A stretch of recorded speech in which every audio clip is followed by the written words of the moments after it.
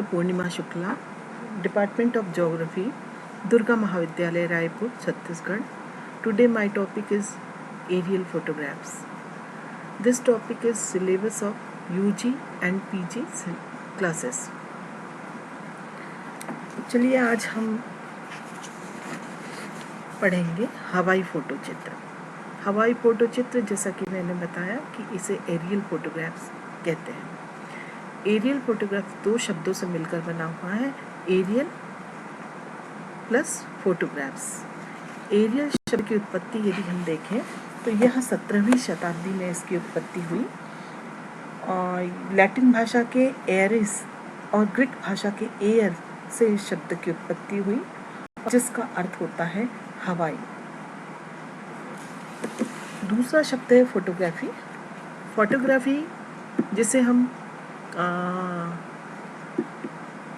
हिंदी में छायाचित्र कहते हैं। फोटोग्राफी शब्द ग्रीक भाषा का शब्द है और यह दो शब्दों से मिलकर बना है, फोस और ग्राफिन। फोस का अर्थ है लाइट और ग्राफिन का अर्थ है राइटिंग। अर्थात कहने का मतलब ये है कि एयर प्लेटफॉर्म पर कैमरे की सहायता से जब हम धरातल का चित्रण करते हैं तो उसे हम हवाई सर्वेक्षण कहते हैं, और हवाई सर्वेक्षण से प्राप्त जो चित्र या छाया चित्र प्राप्त होता है उसे एरियल फोटोग्राफी या हवाई छाया चित्र कहा जाता है। आज हम पढ़ेंगे introduction of aerial photographs, history of aerial photographs, types of aerial photographs. तो सबसे पहले हम देखते हैं कि introduction of aerial photographs. Introduction of aerial photographs में, जैसा कि मैंने पहले ही बताया कि हवाई फोटो चित्र दो शब्दों से मिलकर बना हुआ है, हवाई और छाया चित्र या एरियल प्लस फोटोग्राफी, जिसका शाब्दिक अर्थ होता है कि हम किसी लाइट के सहारे धरातल का जब हम चित्रण करते हैं, धरातल की जब हम स्कैनिंग करते हैं तो उसे हम एरियल फोटोग्राफ्स या हवाई छाया चित्र के नाम से पुकारते हैं। यह सिंपल अर्थ में हम कह सकते हैं कि आकाश से कैमरे की सहायता से धरातल का चित्रण हवाई सर्वेक्षण कहलाता है, और इस सर्वेक्षण से प्राप्त जो प्रतिबिंब या छाया चित्र होता है जिसे हम हवाई फोटो चित्र या हवाई छाया चित्र के नाम से जानते हैं। ये विभिन्न तकनीक का उपयोग इसमें किया जाता है। विभिन्न प्रकार के कैमरों का इसके अंतर्गत उपयोग किया जाता है। और यदि हम इसके प्रारंभ की बात करें तो ये 1839 ईस्वी में इस दिशा में कार्य प्रारंभ हो गया था और वर्तमान में इस दिशा में बृहद रूप से कार्य किया जा रहा है। प्रश्न ये उठता है कि आखिर एरियल फोटोग्राफ्स की उत्पत्ति या इस दिशा में लोगों का ध्यान क्यों गया। तो यहाँ पर हम देखते हैं कि एरियल फोटोग्राफ्स ना ही केवल पृथ्वी के स्थलाकृति का चित्रण करता है, बल्कि यह डिजिटल कार्टोग्राफी और एरियल कार्टोग्राफी की ओर इसका ध्यान बृहद रूप से है, और पृथ्वी के संसाधनों का संसूचन भी यह बहुत अच्छे से करता है। इसलिए इसकी आवश्यकता वर्तमान में हमारे लिए बहुत अधिक है। इसके विकास की यदि हम बात करें तो हमें ये दिखाई पड़ता है कि मनुष्य और प्रकृति दोनों का गहरा संबंध है। परस्पर दोनों के आंतरिक संबंध के कारण क्रियात्मक या हम कह सकते हैं कार्यात्मक प्रवृत्ति का विकास हुआ, और कार्यात्मक प्रवृत्ति के विकास के साथ नई नई तकनीकियों का विकास हुआ। इन्हीं तकनीकियों के अंतर्गत एक तकनीक है आपका remote sensing and GIS। Remote sensing के अंतर्गत ही हम किसकी बात करते हैं, एरियल फोटोग्राफ्स की बात करते हैं।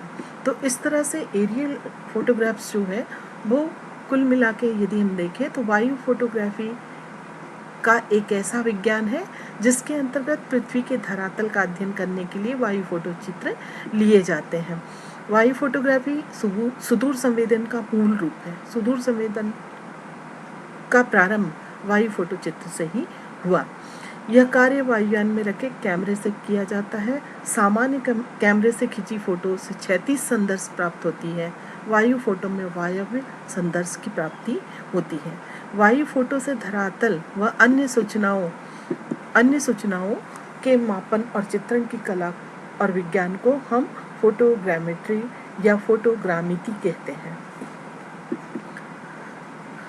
अब हम देखेंगे वायु फोटोग्राफी का इतिहास क्या है। यदि हम इतिहास की बात करें तो जैसा कि मैंने पिछले स्लाइड में आपको बताया था कि हवाई जो फोटोग्राफी है उसका प्रारंभ 1839 में ईस्वी में प्रारंभ हो गया था, लेकिन एक सिस्टमैटिक तरीके से इसके विकास की बात करें तो हम देखते हैं कि ये क्रमशः इसका विकास हो रहा है, लेकिन इसके विकास में एक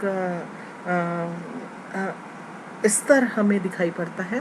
पहला कि एक सामान्य दृष्टिकोण से पहले वायु फोटोग्राफी किया जाता था, फिर सूचनाओं को प्राप्त करने के लिए वायु फोटोग्राफी किया गया, तत्पश्चात युद्ध के दृष्टिकोण से वायु फोटोग्राफी किया गया, फिर वाणिज्यिक स्तर पर वायु फोटोग्राफी की गई और वर्तमान में यदि हम देखें तो विभिन्न दिशाओं में विभिन्न एस्पेक्ट को ध्यान में रखते हुए वायु फोटोग्राफी का प्रयोग किया जा रहा है। तो 1826 में जोसेफ निप्सी इन्होंने सर्वप्रथम ऊंची इमारत की खिड़की से वायु फोटो चित्र लिया।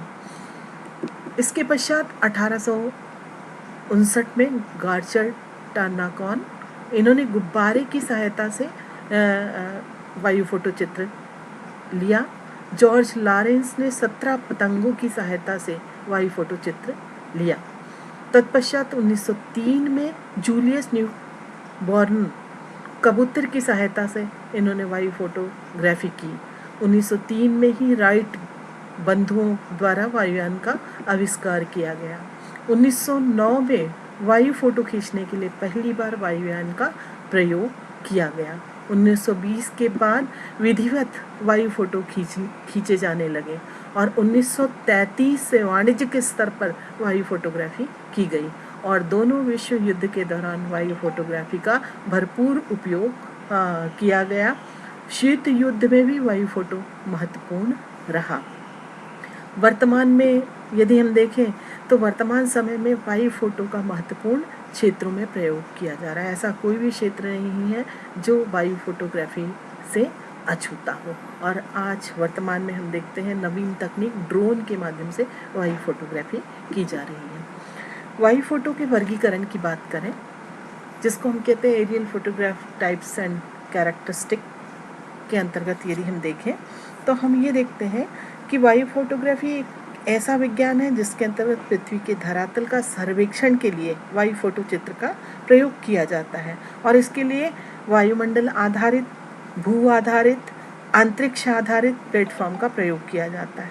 हवाई फोटो चित्र को यदि हम कई आधार को ध्यान में रखें तो उन आधारों पर हम इन्हें कई भागों में बांट सकते हैं, जैसे मापनी के आधार पर या on the basis of scale.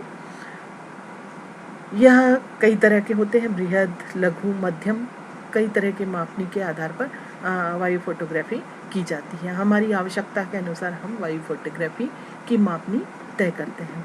दूसरा है कैमरे अक्ष के झुकाव के आधार पर।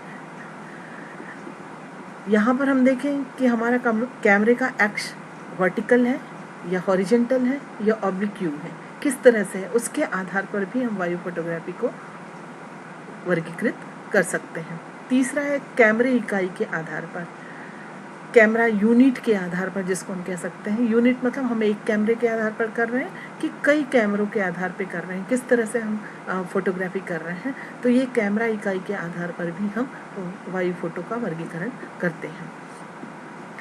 तीसरा है कोणीय विस्तार के आधार पर।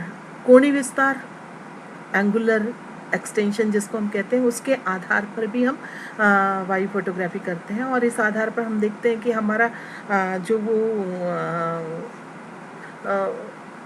कैमरे का एंगल है वो वाइड है कि नैरो है, किस तरह का है, इस आधार पर भी हम वायु फोटोग्राफी का वर्गीकरण कर सकते हैं। और लास्ट है फिल्म के आधार पर वायु फोटोग्राफी की वर्गीकरण। तो फिल्म के आधार पर या on the basis of film use, इस आधार पर हम वर्गीकरण कर सकते हैं। जैसे उदाहरण के तौर पर black and white aerial photographs and coloured aerial photographs. उसी तरह से panchromatic and infrared aerial photographs के रूप में हम इसको विभक्त कर सकते हैं। और इस तरह से हम देखते हैं कि वायु फोटो का वर्गीकरण हम 5 आधार पर कर सकते हैं। तो चलिए सबसे पहले हम देखेंगे कि on the basis of scale, scale के आधार पर वायु फोटोग्राफी को हम 3 भागों में बांटते हैं। पहले बृहद मापनी के फोटो चित्र। बृहद मापनी मतलब लार्ज स्केल के आधार पर फोटोग्राफी। तो लार्ज स्केल के आधार पर यदि हम देखें तो इसका स्केल होता है 1:5000 टू 1:20,000 के बीच। जब हम किसी प्रतिबिंब का चित्रण करते हैं तो उसे हम बृहद मापनी के फोटो चित्र के नाम से पुकारते हैं। और ये पूरी तरह से क्लियर होता है, स्पष्ट होता है। आप इस चित्र को देखेंगे, aerial photography in Raipur city का है, और इस फोटोग्राफी में देखेंगे आपको एक एक चीज़ स्पष्ट रूप से दिखाई पड़ रहा है। तो हमें किस तरह की फ़ोटो चाहिए, हम उस आधार पर स्केल को तय करते हैं। जैसे पूरे विश्व के दृश्य को यदि हमको एट ए ग्लांस देखना है तो हम लघु मापनी पर फोटोग्राफी करेंगे। दूसरा है मध्यम मापनी के फोटो चित्र। इसका स्केल होता है 1:20,000 टू 1:50,000 के बीच। और इसके अंतर्गत हम देखें तो यह एक जो टोपोशीट है उस बेस पर जब हम हवाई फोटोग्राफी करते हैं तो इस तरह के मापनी के आधार पर हम वायु फोटो चित्र का चित्रण करते हैं। ये रायपुर के ताटीबंध के फ्लाईओवर का एक दृश्य है, जिसको यह दृश्य एरियल फोटोग्राफ से लिया गया दृश्य है। और इस दृश्य में आप देखेंगे इसमें एक पूरा विशाल एरिया दिख रहा है, जिसमें आपको पेड़ पौधे रोड, इसके अतिरिक्त जो सारे दृश्य हैं वो सारे दृश्य आपको दिखाई पड़ रहे हैं। ये सारी चीज़ें क्या है ये स्पष्ट है, लेकिन इसको एक सूक्ष्म रूप से यदि हम देखें तो मध्यम मापनी में ये चीज़ हमें नहीं दिखाई पड़ता, जिस तरह से बृहद मापनी में हमें दिखाई पड़ता है। तीसरा है लघु मापनी पर निर्मित फोटो चित्र।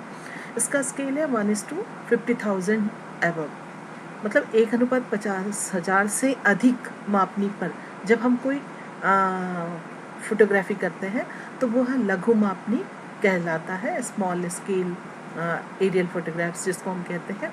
और इस पर यदि हम देखें तो पूरे वर्ल्ड का किसी कॉन्टिनेंटल एरिया का जब हम फोटोग्राफी करते हैं तो इस मापनी को हम किसके नाम से पुकारते हैं, लघु मापनी फोटोग्राफी के नाम से पुकारते हैं। या अभी ये दृश्य देख रहे हैं, ये भी एरियल फोटोग्राफ्स है।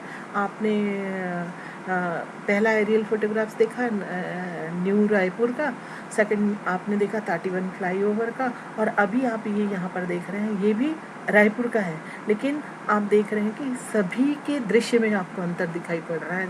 निरंतर स्केल जैसे जैसे बढ़ रहा है, आपकी जो स्पष्टता है वह बहुत अधिक बढ़ते जा रही है।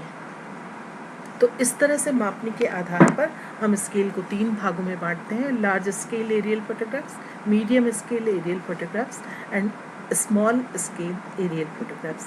नेक्स्ट है कैमरा एक्सिस के झुकाव के आधार पर हम हवाई फोटो चित्र को विभाजित करते हैं। और इस आधार पर हम देखें तो पहला वर्गीकरण है ऊर्ध्वाधर फोटो चित्र, दूसरा है अल्प तिर्यक फोटो चित्र, तीसरा है अति तिर्यक फोटो चित्र, और चौथा है क्षैतिज या धरातली फोटो चित्र। तिर्यक से आशय और ऑब्लिक्यू से। आप इस डायग्राम में आप देख रहे होंगे, इस डायग्राम में आप देखेंगे ये वर्टिकल एक्सिस है, और इस वर्टिकल एक्सिस एंड कैमरा का एक्सिस एक ही पॉइंट पे होता है 90 डिग्री के।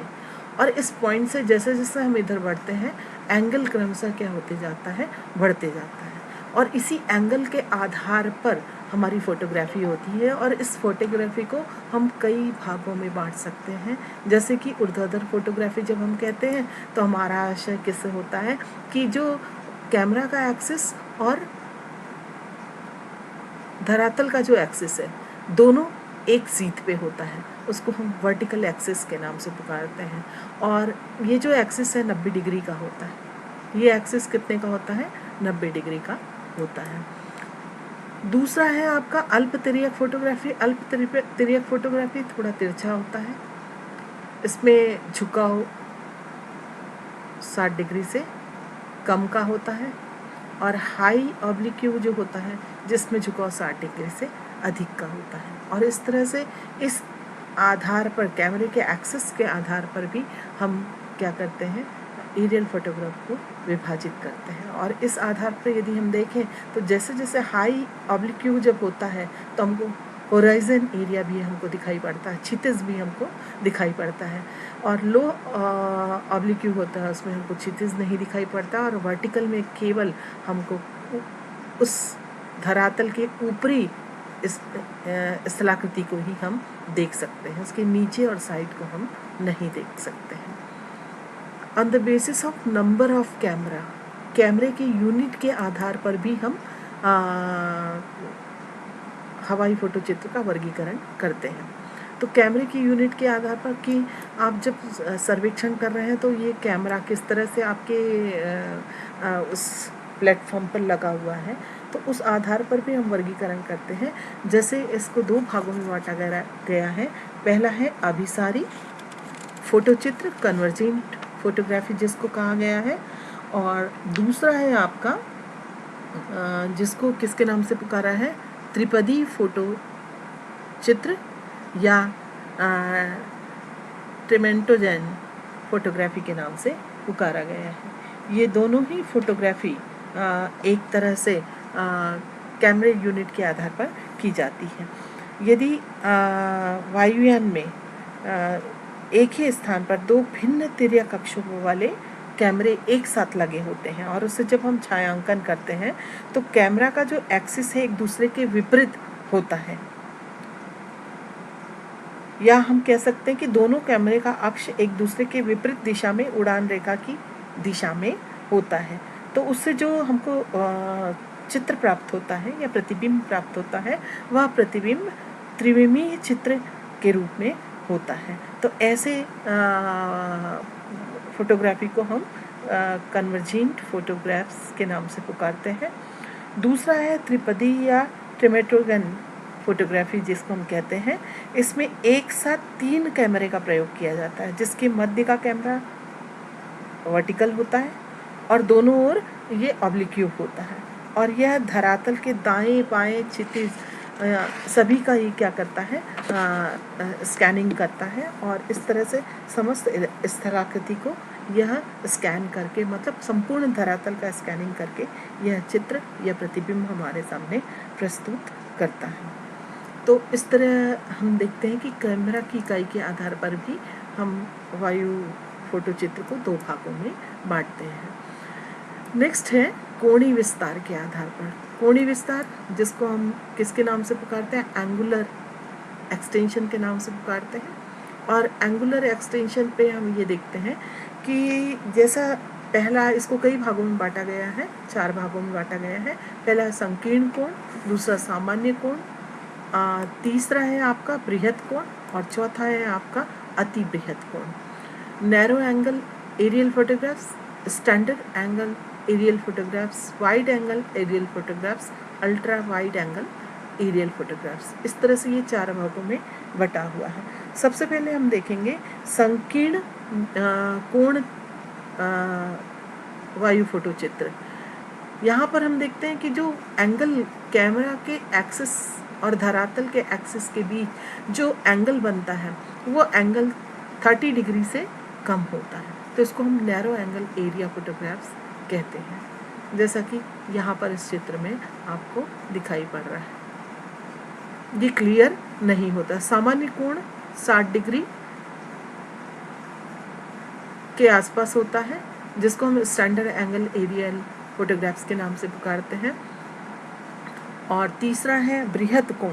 बृहत कोण वाइड एंगल एरियल फोटोग्राफ्स जो 90 डिग्री का होता है, और ये वाइड एंगल में हम देखते हैं कि पूरी तरह से हमें जो धरातल का भूदृश्य है स्पष्ट रूप से दिखाई पड़ता है। वाइड एंगल एरियल व्यू जो है यहाँ पर है, इसमें आपको होराइजन भी दिखाई पड़ रहा है, सारे धरातल के स्थलाकृति भी आपको स्पष्ट रूप से दिखाई पड़ रहे हैं। और लास्ट है, चौथा है अति बृहत कोण जो 120 डिग्री का होता है, जिसको ultra wide angle aerial photographs कहते हैं या super wide angle aerial photographs कहते हैं। और इसमें धरातल के सारे दृश्य एक साथ हमको दिखाई पड़ते हैं, आकाश से लेके धरातल तक के सारे समस्त दृश्य हमको एक साथ दिखाई पड़ते हैं। और ये खास करके इसको कभी कभी अति दीर्घ कोणीय फोटो चित्र के नाम से भी पुकारा जाता है। और यह फोटो पूरी तरह से भूदृश्य के जो स्थलाकृति हैं, धरातल के स्थलाकृति हैं, उसको स्पष्ट रूप से प्रस्तुत करता है। नेक्स्ट है फिल्म के आधार पर।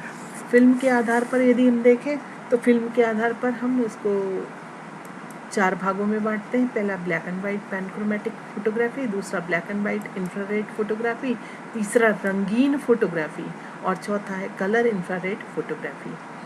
ब्लैक एंड वाइट फोटोग्राफी जो है, श्याम श्वेत फोटोग्राफी जिसको हम कहते हैं, ये 1859 में सर्वप्रथम इस प्रकार की फोटोग्राफी खींचे जाते थे। और ये पूरी तरह से सफ़ेद और काले रंग का होता है और उनके टेक्सचर के आधार पर वहाँ के भूदृश्यों को पहचाना जाता था। और ये फोटो चित्र पठन करते समय हमें एक उपकरण की आवश्यकता पड़ती है। दूसरा है रंगीन फोटो चित्र। रंगीन फोटो चित्र यहाँ पर आपका दूसरा black and white infrared photo चित्र है ना। तो black and white infrared photo जो चित्र है, जिसको हम अवरक्त आभासी फोटो चित्र कहते हैं, इस फोटो चित्र में नीले फिल्टर का प्रयोग किया होता है जो विद्युत चुंबकीय ऊर्जा के अवशोषण का कार्य करता है। और इसमें प्राकृतिक आकृतियों में स्पष्ट अंतर दृष्टिगोचर होता है, जैसे शंकुधारी व पतझड़वन आदि सारी चीज़ें आपको स्पष्ट रूप से दिखाई पड़ेगी। और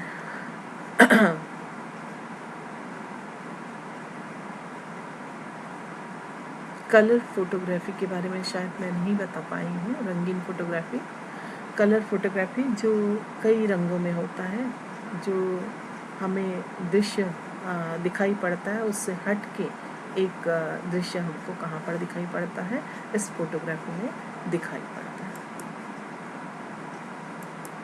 थैंक यू।